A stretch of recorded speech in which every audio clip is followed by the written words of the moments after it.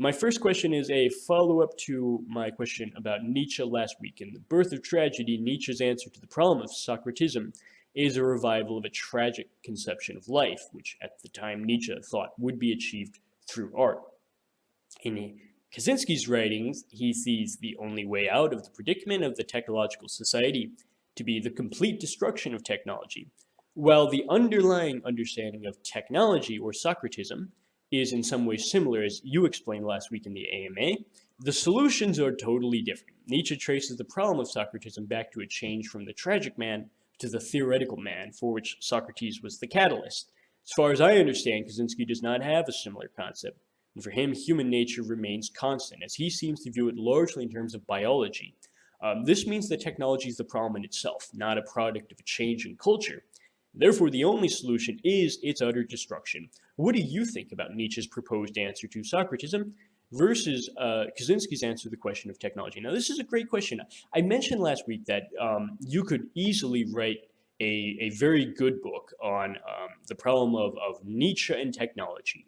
And it is something where there's an enormous amount of things to be said about that, especially in relation to Kaczynski. Now, Kaczynski and Nietzsche is a sort of pair of thinkers, which even Kaczynski himself was a little bit bewildered that they would be associated so often. So in one of David Skrbina's letters to Kaczynski, which is included in the original edition of Technological Slavery, Skrbina appears to have asked Kaczynski whether he sees any connection between his own idea of power process and the concept of will to power for Nietzsche, and whether the antithesis, which is like herd values, might be associated with the negation of that. I guess maybe surrogate activities. It's been a while since I've read that particular letter, but that's what I recollect. And then, of course, John Zerzan also wrote a very weird essay called Overman and Unabomber,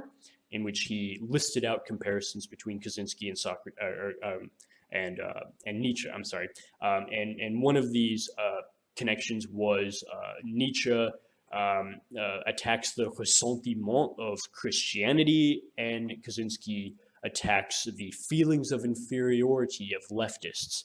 One has power process, one has will to power. So there are connections, but when Kaczynski responded to an explicit question about this in the letter to Skrbina, he said something to the effect of, I don't know to what extent, my writings correspond to obscure philosophical systems of values, because for me, the more pressing question is whether we risk losing any philosophical values. The question, is Kaczynski more like Nietzsche, or is he more like, I don't know, Aristotle, or is he more like Heraclitus? He says, well, the very question of whether Kaczynski is like any system of philosophical values risks missing the point that these values are only possible to have because of the amount of human freedom for thought which we currently have, which is slipping away as we speak.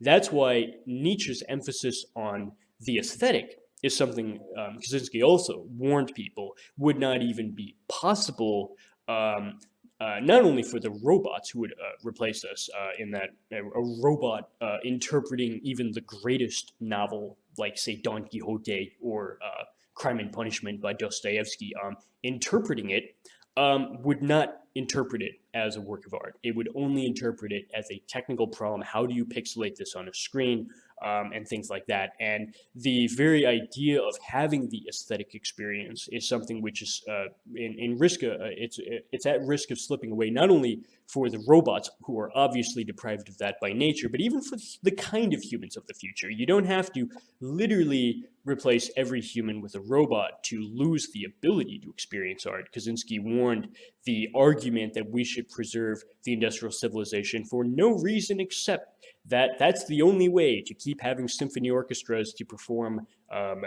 Beethoven, and to have the museums to display Rembrandt paintings, and to have the university courses on Shakespeare to keep this stuff preserved, misses the point that the kind of humans of the future will be so modified by technology that even they won't be able to experience this stuff as art. So the question of preserving civilization only to preserve the classical masterpieces of of music and painting and literature, is something which he claims the answer nobody wants to hear is that you can only preserve this stuff on an individual level, something John Michael Greer would call the cultural conserver in his early Arch Druid Report posts.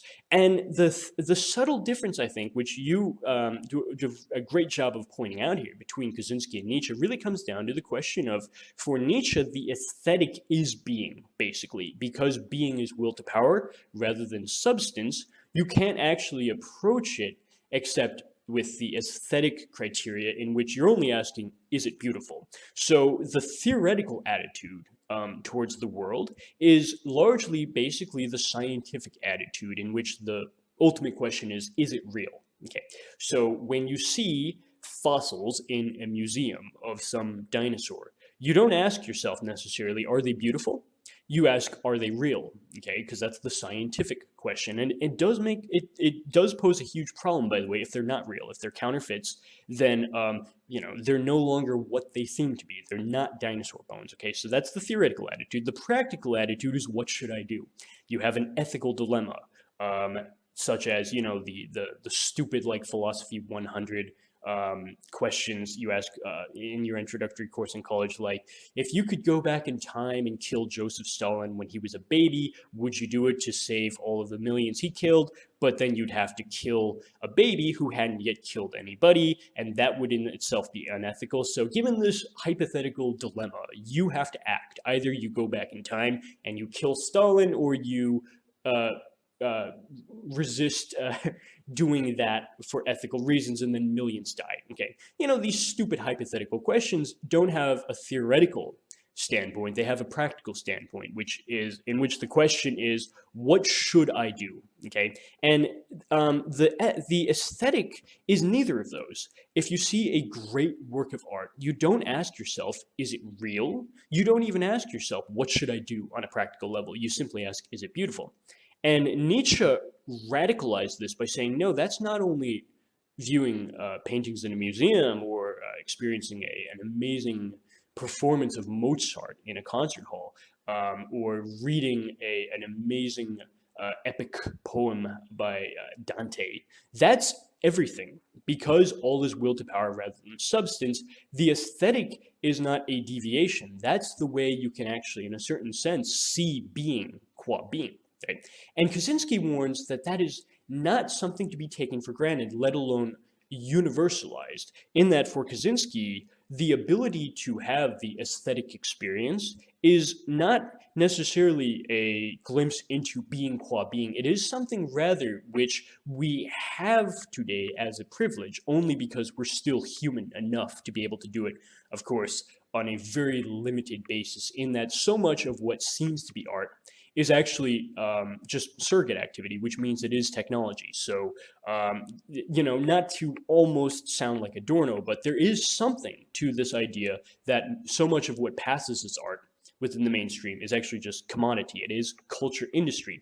And whereas Adorno says that the explanation for that is the attitude of domination, Kaczynski actually goes further than that. The problem is actually not that the subject dominates in these experiences. It's rather that the subject itself is the one dominated. Surrogate activity is the technological system itself dominating you.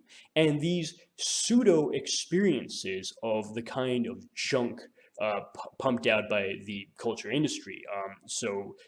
Reality TV, keeping up with the Kardashians, is not art. It is simply a surrogate activity in which the subject effectively disappears, okay, because there's so little freedom and actually so little interpretation that the subject effectively vanishes. There's no longer a hermeneutical horizon of interpretation there. Keeping up with the Kardashians, even more extreme is the case of True TV, as I'm writing about in my upcoming book, Hermeneutical Death. With True TV, they go beyond reality TV, in which like Audrina Patridge, after The Hills was finished, they interviewed her in like TV Guide magazine.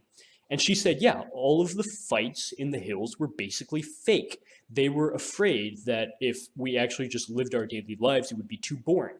So they made us fight to have the reality TV be worthy of being put on television. And then, in a certain sense, True TV took this even further by saying, well, if what we want is fights, and if what we want is this illusion of reality, we might as well just take footage from millions of surveillance cameras running on autopilot 24 hours a day in gas stations around the world, and just show videos of armed robbers fighting with clerks and just air it on TV. And that literally was a sign of automation. They had automated away the process of producing reality TV by the surveillance cameras themselves.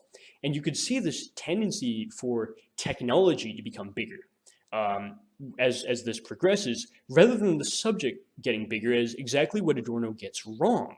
It's not that there's more subjective domination when you make the transition from, say, like a dumb show from the 70s like Three's Company, which is still in a certain sense kind of subjectively involving, because there is some, play on words and jokes and stuff, and the writing itself by the producers was much more subjectively involved. And then you get the Kardashians and the Bachelor and all of this bullshit reality TV in the 2000s, in which you don't even have that element now. It's just sensationalism. The Hills, you have fake fights and drama of roommates, etc., quarreling over nothing.